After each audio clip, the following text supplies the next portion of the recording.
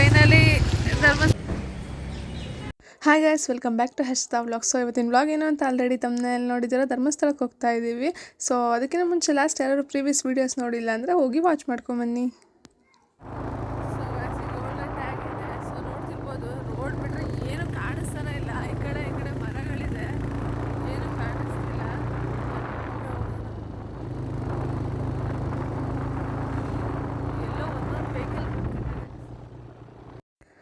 Finally ಕೊಟ್ಗೆಹಾರ reach ಆದ್ವಿ. So bike ಸ್ವಲ್ಪ petrol ಬೇಕಾಗಿತ್ತು, ಹಾಗಾಗಿ ಪೆಟ್ರೋಲ್ ಹಾಕಿಸ್ಕೊಂಡ್ಬಿಟ್ಟು ನೆಕ್ಸ್ಟ್ ಹೋಗೋಣ. ಕತ್ಲಾಗಿರೋದ್ರಿಂದ ಸ್ವಲ್ಪ ಕೋಲ್ಡ್ ಜಾಸ್ತಿನೇ ಇದೆ, ಮತ್ತು ಘಾಟ್ ಸೆಕ್ಷನ್ ಹೋಗೋದಲ್ವ ಸ್ವಲ್ಪ ಭಯನೂ ಆಗ್ತಿದೆ. ನೋಡೋಣ ಬನ್ನಿ ಹೋಗೋಣ.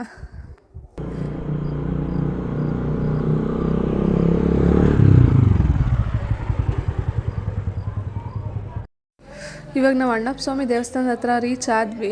ನಾವು ಧರ್ಮಸ್ಥಳಕ್ಕೆ ಹೋಗೋಕ್ಕೂ ಮುಂಚೆ ಅಣ್ಣಪ್ಪ ಸ್ವಾಮಿ ದರ್ಶನ ಮಾಡ್ಕೊಂಡು ಅಲ್ಲಿಗೆ ಹೋಗ್ಬೇಕಂತೆ. ಸೊ ಇದು ಪುರಾತನ ಕಾಲದಿಂದನೂ ಬಂದಿರೋದು, ಹಾಗಾಗಿ ನಾವು ಇಲ್ಲಿ ಅಣ್ಣಪ್ಪ ಸ್ವಾಮಿ ದರ್ಶನ ಮಾಡ್ಕೊಂಡ್ಬಿಟ್ಟು ಮುಂದೆ ಧರ್ಮಸ್ಥಳಕ್ಕೆ ಹೋಗೋಣ ಬನ್ನಿ.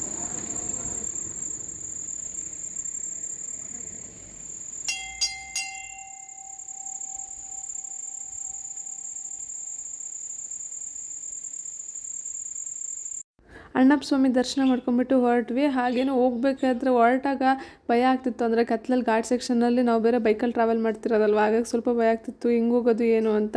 ಬಟ್ ಇಲ್ಲಿ ಯಾವುದೋ ಒಂದೆರಡು ಕಾರು ಮತ್ತು ಒಂದು ಲಾರಿ ಇದ್ದಿದ್ದಕ್ಕೆ ಸೊ ಓಕೆ ಅನ್ನಿಸ್ತು, ಅಷ್ಟೇನು ಭಯ ಆಗಲಿಲ್ಲ. ಆ ಎರಡು ಕಾರು ಅವರಿಗೂ ರೇಸ್ ನಡೀತಾ ಇತ್ತು. ಸೊ ನಮ್ಮನ್ನು ಬೀಟ್ ಮಾಡ್ತಾಯಿದ್ರು ಬೈಕಲ್ಲಿರೋರನ್ನ. ಹಂಗೂ ಹಿಂಗೂ ಟೈಮ್ ಪಾಸ್ ಮಾಡ್ಕೊಂಡು ನಾವು ಹೋಗ್ತಾ ಇದ್ವಿ. ಚಾರ್ಮುಡಿ ಘಾಟ್ ಬಿಡಬೇಕಾದ್ರೆ ಸ್ವಲ್ಪ ಮಳೆ ಬರೋ ವಾತಾವರಣ ಇತ್ತು. ಸೊ ನಾವು ಮಳೆ ಅಂದ್ಕೊಂಡ್ವಿ. ಬಟ್ ನಾವು ಧರ್ಮಸ್ಥಳಕ್ಕೆ ಏನು ಈಗ ಎಂಟ್ರೆನ್ಸ್ ಆದ್ವಿ ನೋಡ್ರಿ, ಸೊ ಮಳೆ ಸ್ಟಾರ್ಟ್ ಆಗೇ ಬಿಡ್ತು. ನಮ್ಗೊಂಥರ ಲಕ್ ಅನಿಸುತ್ತೆ, ಎಲ್ಲೂ ಘಾಟ್ ಸೆಕ್ಷನಲ್ಲಿ ಮಳೆ ಬರಲಿಲ್ಲ. ಅಲ್ಲೆಲ್ಲೂ ಸಿಗಕೊಂಡ್ರೆ ತುಂಬ ಕಷ್ಟ ಆಗ್ತಿತ್ತು. ಹೆಂಗೋ ಮಂಜುನಾಥ ಸ್ವಾಮಿನ ಕಾಪಾಡಿದ್ರು ಅನ್ಕೋಬೇಕು ನಮ್ಮನ್ನು ಕತ್ಲಲ್ಲಿ. ನಾವೇನು ಧರ್ಮಸ್ಥಳಕ್ಕೆ ಎಂಟ್ರೆನ್ಸ್ ಆದ್ವಲ್ಲ ಅವಾಗ ಮಳೆ ಸ್ಟಾರ್ಟ್ ಆಯಿತು. ನೋಡ್ತಾ ಇರ್ಬೋದು ಸಣ್ಣದಾಗಿ ಮಳೆ ಬರ್ತಾ ಇದೆ. ಸೊ ನಾವಿಲ್ಲಿ ಸ್ಟೇ ಆಗೋದ್ರಿಂದ ನಾವು ರೂಮ್ ಬುಕ್ ಮಾಡ್ಕೋಬೇಕು. ಸೊ ಬನ್ನಿ ರೂಮ್ ಬುಕ್ ಮಾಡಿಕೊಂಡು ಬೆಳಗ್ಗೆ ದರ್ಶನ ಮಾಡೋಣ ದೇವ್ರದ್ದು. ಸೊ ಇಲ್ಲಿ ರೂಮ್ ಕೇಳ್ಕೊಂಬರೋಕ್ಕೆ ಅಂತೆಲ್ಲ ಹೋದ್ವಿ. ಬಟ್ ರೂಮ್ಸ್ ಅವೆಲ್ಲ ಫ್ಯಾಮಿಲಿಗೆ ಇಲ್ಲೆಲ್ಲೂ ಕೊಡಲ್ವಂತೆ, ಬಿಕಾಸ್ ಏನೋ ಆಲ್ಟ್ರೇಷನ್ ಮಾಡ್ತಾ ಇದ್ದಾರಂತೆ. ಸೊ ಹಂಗಾಗಿ ಸಹ್ಯಾದ್ರಿಗೆ ಹೋಗ್ರಿ ಅಂತ ಹೇಳಿದರು, ಹಾಗಾಗಿ ಸಹ್ಯಾದ್ರಿಗೆ ಬಂದ್ವಿ. ನೋಡೋಣ ಇಲ್ಲಿ ರೂಮ್ಸ್ ಕೇಳೋಣ ಬನ್ನಿ. ಸೊ ನಾವು ಅಂದ್ಕೊಂಡ್ವಿ ಧರ್ಮಸ್ಥಳದಲ್ಲಿ ಆಲ್ಟ್ ಆಗೋದು ಅಂದ ತಕ್ಷಣ ರೂಮ್ಸ್ ಬೇಗ ಸಿಕ್ಬಿಡುತ್ತೆ, ಏನೂ ಪ್ರಾಬ್ಲಮ್ ಆಗೋಲ್ಲ. ಬಿಕಾಸ್ ಏಪ್ರಿಲ್ ಮೇ ಅಲ್ಲಾದರೆ ಹಾಲಿಡೇ ಟೈಮು ತುಂಬ ಜನ ಬರ್ತಾರೆ ಹೋಗ್ತಾರೆ.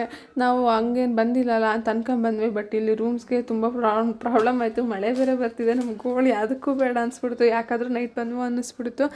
ಸೊ ರೂಮ್ ಸಿಗುತ್ತೆ, ಒಂದು 5 ಮಿನಿಟ್ಸ್ ವೆಯ್ಟ್ ಮಾಡಿ ಅಂತಂದರು. ಅವಾಗ ಸಮಾಧಾನ ಆಯಿತು, ಓಕೆ ರೂಮ್ ಸಿಗುತ್ತಲ್ಲ ಅಂತ. ಯಾಕೆಂದರೆ ನೈಟ್ ನಾವು ಬಂದಿರೋದು, ಹಂಗೆ ಮಳೆ ಬೇರೆ ಬರ್ತಿದೆ ಅಲ್ವಾ.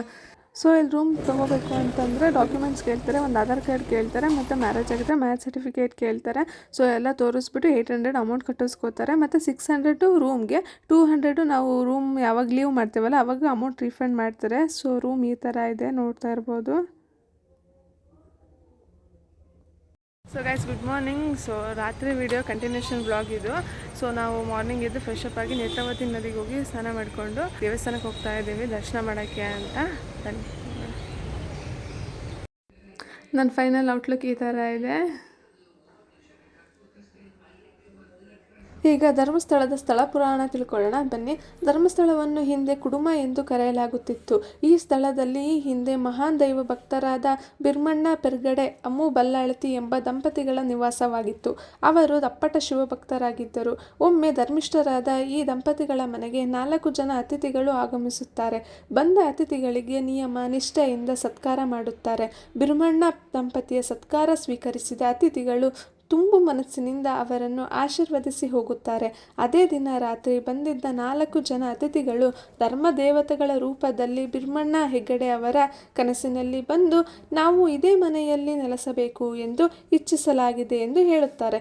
ಧರ್ಮದೇವತೆಗಳ ಆಜ್ಞೆಯಂತೆ ದಂಪತಿಗಳು ತಾವು ವಾಸವಾಗಿದ್ದ ಮನೆಯನ್ನು ತೆರವು ಮಾಡಿ ದೇವತೆಗಳಿಗೆ ಕೊಟ್ಟರಂತೆ.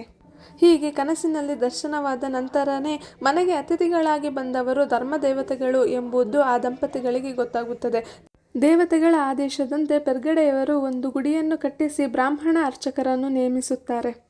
ಧರ್ಮದೇವತೆಗಳು ಅಲ್ಲಿ ಶಿವನನ್ನು ಸ್ಥಾಪಿಸುವಂತೆ ಆದೇಶಿಸಿದರಂತೆ. ತಮ್ಮ ಪ್ರತಿನಿಧಿಯಾದ ಅಣ್ಣಪ್ಪ ಸ್ವಾಮಿಯನ್ನು ಕಳುಹಿಸಿಕೊಟ್ಟರು.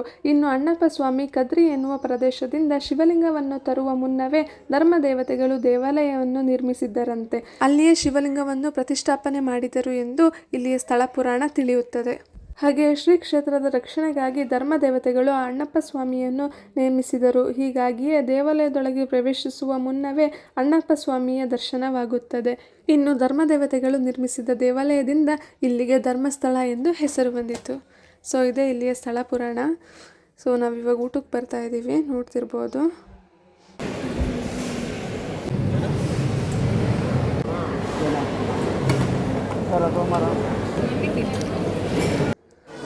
ಊಟ ಮುಗಿಸ್ಕೊಂಡು ಹೊರಗೆ ಬಂದ್ವಿ.